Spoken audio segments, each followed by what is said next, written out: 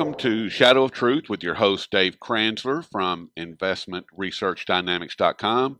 And my name is Rory, and I'm with thedailycoin.org. And we are going to get into the non-farm payroll and the announcement from the Chinese that they are wanting to make the yuan or the renminbi the world reserve currency backed by gold. And Dave, why don't you run with that, with the non-farm payroll, and what's on your mind with that? Well, once again, I kind of expected the government to release a nonsense BS number, but the degree to which this number is just patently absurd blows even my mind.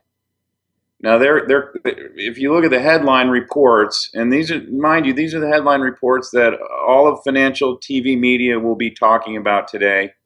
Two numbers, 295,000 and 5.5%. That's the only numbers that are going to be parroted thousands of times all day long on Bloomberg, Fox, and CNBC and CNN. And then people who bother watching the news at night are going to hear about 295,000 jobs and 5.5% unemployment tonight. And then tomorrow, people who bother to read the newspaper anymore are going to see those numbers in their morning newspaper. And they are a complete and utter fraudulent farce. It's a joke. It's almost like I wonder if these guys are laughing when they put these numbers together before they release them. Well, I hope they are.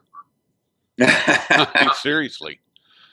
I mean, how much longer do you think, Dave, is going to be before the unemployment rate drops to, I don't know, 1.5 or 0.5? I don't know. It's interesting. Who knows? I mean, who really knows? But really all you need to look at when you're looking at the employment report, I used to look at the birth-death model, and a lot of people look at that, and I'm not even sure that that's necessarily relevant whether you add that in or subtract that from the number, because who knows how they come up with that number. But they have a report. It's in their very same employment report that are used to derive these headlines, the 295 and the 5.5, and it's the household survey, and it's probably, in terms of how they gather the statistics, it's more accurate than the other survey that they use to produce the 295 and the 5.5%. Now on that one, it shows the civilian non-institutional population. It shows the month-to-month change in that category, and that's essentially what's known as the working age population. It's everyone between the ages of, I believe it's 16 and 65. So the working age population, according to the government, increased from January to February by 176,000. Okay, now the next number that's relevant here is the civilian labor force. Now the civilian labor force is defined as those who are working plus those who are looking for a job. And that number has been redefined over the years through the last 3 or 4 presidential administrations. They've made it so that it's less and less of a portrayal of the actual size of the labor force. They've tightened it down so that essentially they measure those who are looking for a job as those who are getting unemployment benefits, and maybe a few others who, when they pick up the phone call and the Bureau of Labor Statistics is surveying them, they say, yeah, I'm looking for a job. So it's the number of people employed plus the number of people, quote unquote, looking for a job. Now that number declined by 178,000. So 178,000 people left the labor force, while at the same time the civilian non-institutional population, the working age population, grew by 176,000. So the labor force participation rate declined once again to 62.8%. We haven't seen that level of labor participation rate that low since like 1977. This is the definition of an employment depression. because that number was close to 70% when it peaked. I think it peaked like in the early 90s. Okay, and then again, according to the government's own the government's own numbers in the household survey, the number of people employed increased by 95,000, but the number of people not in the labor force decreased by 354,000. Goodness gracious. Yes. So where they get that 295,000 number is they basically do a bunch of statistical mumbo jumbo to their data, and I mean, you probably had people, they probably measure people who actually found jobs during the month of February. But what about the people who lost their jobs? And what about the number of people who actually left the labor force? That number is over 354,000. Which is that number is not reflected in the headline statistic, and it's certainly not reflected in the unemployment rate. If you go by John Williams, the shadow statistics guy, and I believe his definition of unemployment is the way that the government calculated the unemployment rate in 1990. Okay, remember I mentioned that they've redefined how they calculate the size of the labor force over the years. Well, if you actually take the way they calculated it in 1990, the unemployment rate is over 20%. Which is very close to the Great Depression numbers, because I think it peaked at like 27, didn't it? 27. I don't. Yeah, something like that. Yeah, that's where we are. So, and that's why you're seeing things like the number of people on welfare going up every year. The number of people on Social Security disability has gone up every year since Obama took office. Well, really, it's gone up more, since before that, but it really accelerated starting in 2008. Well, a lot of those people can work. It's just that they've used lawyers who have found loopholes in the regulations, and the lawyers have gotten them onto the Social Security disability payroll, and so they're getting paid to not work. And guess what? The legal fees get paid by the taxpayer. If you use a lawyer to go on Social Security disability and you win, your legal fees are paid by the taxpayer. Now, these numbers just are not consistent with what's going on in the real economy. We know the oil sector has lost tens of thousands of jobs in February alone. Even more if since December and November. Hewlett Packard just announced 54,000 job cuts. IBM is cutting over 100,000. Now, those are numbers globally, but a lot of those jobs are going to be in this country. You've got retailers going bankrupt almost every day.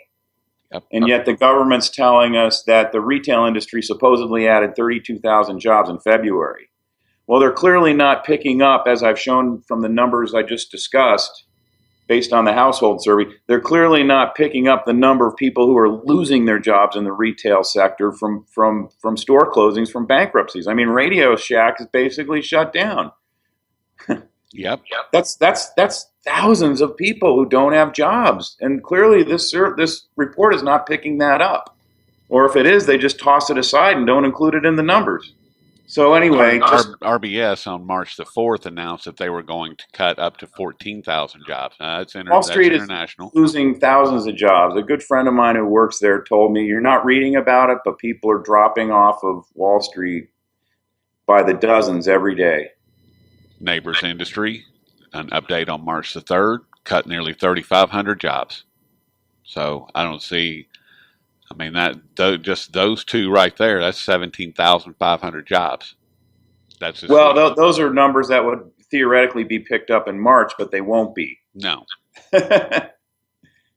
No, I mean, we have quantifiable numbers, somewhat quantifiable numbers for the amount of people who lost their job in January and February. And the January and February employment report obviously ignored those. But don't they use this, Dave, to manipulate the interest rate also? I mean, how does this tie into with, as far as the payroll numbers and this fraudulent lie that is brought to the table every first Friday of the month?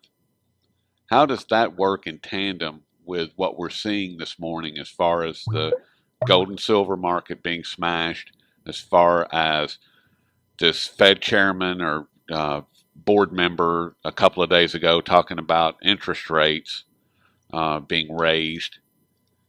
How do those work in tandem, or do they? Well, that's a good question. I mean, obviously, this morning the S&P 500 right now is down almost 20. They annihilated gold and silver right out of the box, and the thinking there is it's the hedge fund computer programs reacting to the headline numbers and automatically selling everything because, oh, well, this means they're going to raise interest rates. Well, guess what? They're not going to raise interest rates. And the Fed is playing this good cop, bad cop game.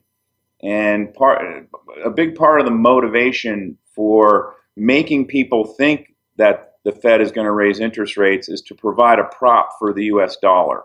Remember, the U.S. dollar is the only way, is not the only way, but it's the primary way that the U.S. government derives its power. It's how it can execute and implement its program of financial terrorism globally and here domestically. They need a strong dollar, and they need the dollar to be the reserve currency for that. So the Fed wants people to think that they might raise interest rates. And one of the two things they've been pointing to are the economic recovery, quote unquote, which we know is a farce, and the inflation rate, which we know is a farce. Well, they just reported a negative inflation rate in the latest numbers. Now, obviously, no one believes that. I mean, just gasoline alone is in my neighborhood's gone up by about 20% in the last 2 weeks. Yep. Same here. And every time I go to the grocery store, I buy the same things as a bachelor, and the amount I pay goes up every single time. I'm not kidding about that. Every time I pay more every time. However, during the month of February, in early February, the Atlanta Fed president came out and said, well, a rate hike is possible for June. Okay. And then a couple weeks later, this guy, James Buller, he's the St. Louis Fed head, said, oh, an interest rate, we got to raise interest rates. We're getting behind the curve. And then about a week later, the Chicago Fed head, this guy, Charles Evans, he came out and said, I don't want interest rate hikes until early 2016. And then most recently, the Kansas City Fed head, Esther George, came out and said, we need to start raising interest rates mid-year. So everyone has this idea in their head that they're going to raise interest rates in June. And the guys lobbying for these regional Fed presidents lobbying for interest rate hikes, they point to affirming employment situation and affirming economy. Well, we know that's nonsense. The bottom line here is they're not going to raise interest rates. What do you make of China? There was a billboard that showed up in Bangkok, and Simon Black over at Sovereign Man originally posted this photograph that someone took of a billboard that's at the Bangkok airport, and it clearly shows RMB, new choice, and then it says the world currency with a person holding what appears to be a gold coin over a pagoda. Apparently, they have come out and said that they want to China. I'm going to read this. This is from your post, Dave, and I titled it, "Is this the death knell for the U.S. dollars?" China plans to launch a yuan-denominated gold fix this year to be set through trading on an exchange, sources familiar with the matter said, as the world's second biggest bullion consumer seeks to gain more say over the pricing of the precious metal. The Chinese benchmark would be derived from a new 1 kilo contract to be launched on the state-run Shanghai Gold Exchange, a senior source directly involved in the process told Reuters. Now, that is, to me, that is moving in the direction of a gold-backed yuan, or am I misreading that? Well, I mean, that's what I'm reading into it.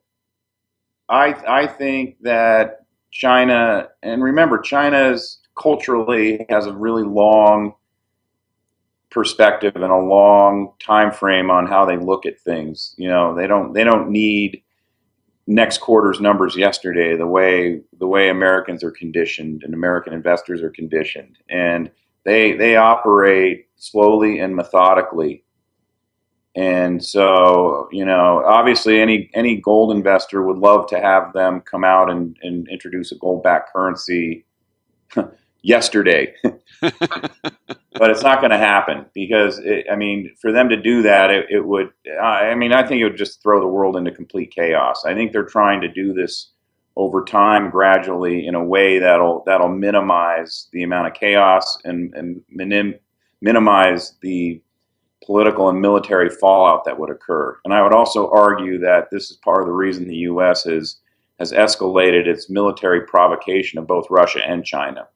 But having said all that, the yuan denominated gold fix is, in my estimation, it's earmarked at directly competing with London's role of establishing sort of the global gold fix every day, because everyone knows that's completely fraudulent and completely rigged. Well, the real physical market has shifted from London to China. London's really just a fractionalized paper market now, but there's actual physical bullion that exchanges hands every day over there. And so they need more of a true price, a true market clearing price. And I think this is a step in the direction of forcing the market to start evaluating where the price of gold should be based on the actual supply and demand of physical gold, rather than the demand for gold being dictated, or not the demand for gold, but the price of gold being dictated by the amount of paper gold that London and New York decide to print up every day and sell to the market, to people who are willing to settle for paper gold in their accounts, which is a Western phenomenon, not an Eastern phenomenon. So this to me is, yes, it'll be a step in the long-term plan they have of rolling out a gold-backed currency, and that's why, obviously, as we all know, why China's been voraciously accumulating as much physical gold as they can, and no one knows how much gold the People's Bank of China has, but I actually wouldn't be surprised if they have more gold than the Fed reports as having. China is supposed to be making some type of an announcement either in May or June of this year regarding the amount of gold that they have. Don't know. I would question if that how accurate that number will be, but there's supposed to be some type of inkling or some type of leak of information, not leak, but an announcement of what they have. And that'll be very interesting to see what they're willing to share with the rest of the world. Well, I agree. It'll be interesting to see what they report. And again, as you say, it's not necessarily a number that I would put faith in, unless I think for any government or central bank that reports gold being held, I think there needs to be a publicly visible independent audit that is done in order to verify that what the central bank or the government is claiming is true. Yes. And this is one of the reasons why the Fed is spending millions in lobbying fees fighting the move in Congress to audit the Fed. Because if they were forced to open up their gold vaults for the public, we'd see the truth. And the Fed does not want us to see the truth. Let's see the gold and let's see the essays that say that it is, in fact, what you claim it to be, and let's see the stamps. That's exactly what I'm talking about. Show me the gold. Show me the gold. Well, Dave, Well, I can't think of anybody better to have on right now to follow up what we've just been discussing, and that would be Dr. Paul Craig Roberts, and allow his wisdom and his knowledge to tie everything together and to lay it bare for our audience. Folks, get ready for an amazing, amazing interview. I thought an interesting angle might be to ask you if there's any question that we could ask you that no one ever seems to ask you that you wanted to address. I don't know if that's the case or not, but. Well, you don't have to ask me the question, but when we talk about the China gold yuan, I think the question that nobody ever thinks about is why is a reserve currency necessary? And why would China want to be it? So I think the future is likely to be no reserve currency. And I think the discipline on countries will be what it's always been. If they overprint their currency, it'll go down. If they maintain the proper kind of relation between money growth and GDP growth, it'll hold steady. And so I think what will happen is that the currencies will simply trade on the market, and they'll be used to settle international accounts. There's no real need to have a reserve currency. In fact, Keynes what was the meeting where they set up reserve currency? Oh, the Bretton Woods. At Bretton Woods, he came with a proposal that there be no reserve currency, that he had a scheme called Bancor, and it basically, as I remember it, because it's been so long, it just consisted of fines if you ran trade deficits, or you ran trade deficits of a certain size or percentage. You were fined, and there was no reserve currency. The British didn't want the United States to be the reserve currency because they had been, and they knew how easy it was to reserve, use that power in the interest of the country that's the reserve currency. And they knew the United States would exploit this power. So Keynes tried to derail it, but of course the Americans wanted the power. But when you're the reserve currency, you sort of have to run trade deficit in order that the world money supply can grow. Because if your currency becomes the reserve currency, then it's sort of the basis for monetary expansion. And so the country that is the reserve currency, or at least this is what they teach in economics, who knows really, has to supply the reserves to the world by running a trade deficit. So whether China wants to do that or not, I don't think they need it. And I don't think they have the kinds of ambitions that Washington had after World War II. I don't think their banks necessarily have the ambitions of our big banks to essentially have financial imperialism over the world. So on the payroll jobs, I agree totally with what Dave has posted on his site. It's an absurdity when you have a shrinking labor force and you claim employment is rising. And the only thing I can add to this is if you look at the claimed jobs, only 29,000 of the almost 300,000 claimed jobs are goods producing jobs, so slightly under 10%. And of these, construction accounts for the entirety of the 29,000 goods producing jobs.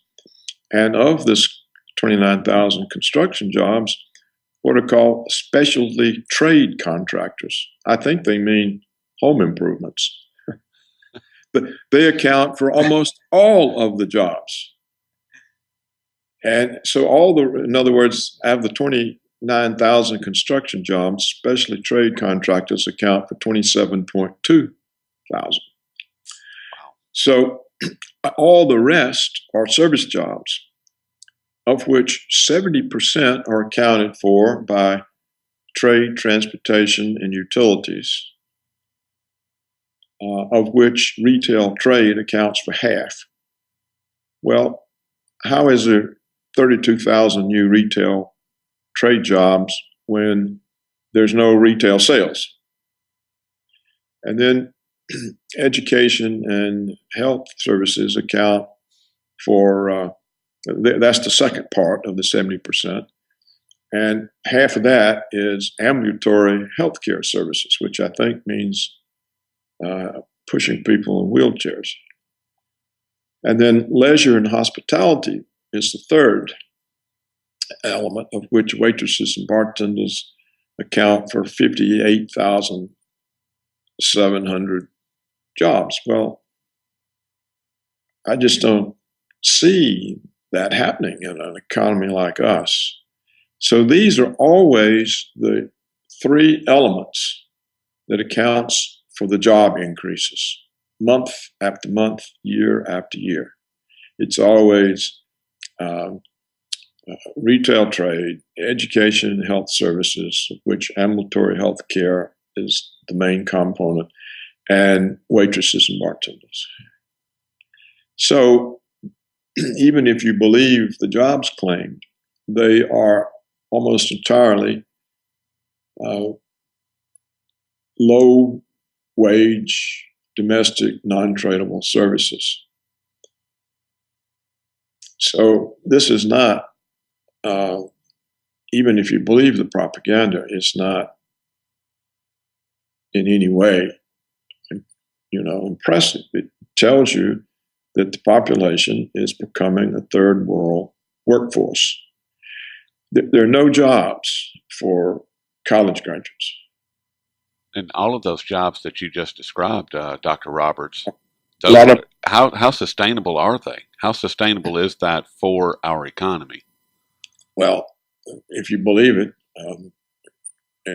and you take into account that most of these are probably part-time, and that the total jobs is not the number of people working it, because a lot of those payroll jobs, one person holds two of them, maybe even three, because I think the part-time percentage of these payroll jobs now is quite high. And so that'd be another statistic we should look at to see what percentage of the new jobs are part-time. I think somewhere they tell you that. So what it tells you is there's no growth in consumer income. So the expansion of debt and money by the Fed has not succeeded in driving up wages or consumer demand. And so I think I saw on Zero Hedge this morning a chart showing that the ratio of debt to wages, that debt expansion no longer forces up wages, and wages are now falling even though debt's rising. So clearly it destroys the consumer economy. There's no consumer economy, and since that's what drives this economy is consumer spending, it can't possibly be growing. It's nothing to drive the growth. It doesn't contradict anything Dave said, just flushes it out. I agree 100% with what you just said about the payroll report, and I'm glad that you are able to tolerate going through the payroll report line by line and dissecting it, because it gives me too big of a headache. And that's why I just focused on the overall macro numbers from the household survey, the growth in working age population, and the macro labor force and labor force participation rate numbers. Because I get a headache when I start looking at all this other stuff, and it's like, you got to be kidding me. You're telling me there's 29,000 jobs created in construction, and construction spending was down 1.1% last month? Yeah. That doesn't add up. And you're telling me there was 36,000 retail jobs or 32,000 retail jobs, and yet, I mean, just on Radio Shack alone, there had to have been job losses in the retail industry. Not to mention Target making their announcement yesterday or the day before about laying off, thousands of people. And that's right. And if you look at the job losses that BLS reports, both January and February, for oil, it's 2,900. Well, Zero Hedge today has a report from Challenger, which seems to be some group that tracks layoffs in the fracking. And there's already reported for January and February 40,000 layoffs, according to Challenger. And so, yet the BLS this month reports 1,100 and reported a similar small number last month, so that the total for 2 months they have is less than 3,000 job losses. Well, nobody can believe that with this collapse in the oil price, with the relative high cost of fracking, that nobody's been laid off to speak of. It's not. Okay. Construction spending is down, whatever you said it was. Yet we've got 29,000 more jobs. We've got all these. First of all, we have the deplorable retail sales at Christmas. We have the information of declining real consumer incomes, even with the rigged government measure of inflation. All these closings. So who hired all of these retail clerks? Where'd they come from? I think on the whole, we could put together a piece that kind of went through it like that. There's not too many numbers that are important because most of them are so small they don't count. If you look at that report, there's only a few places where there's any number of any size. And I gave you the 3, or 4 if you count the construction. This report, they managed to come up with about 29,000 college grad jobs. They're sprinkled around computers, engineering, law, architecture, management, accountants. A few here, a few there, a few there. You know what I'm saying? But this is probably all made up as well. But it's still not anything that shows an economy. If you've got only 9%, maybe 10% of the jobs reported in the goods producing sector, and that figure is accounted for by construction, then you're not making anything. There's really nothing made to export. What I wanted to point out about everything you just said with regard to the employment report is that you mentioned the 3 or 4 areas where they reported the most amount of alleged job increases. It also happens to be the areas where it's easiest to put the test to the real world and say there's no way those numbers can be even remotely close to what's really going on. I wouldn't think. The oil sector, the retail sector, the construction sector, and the service sector.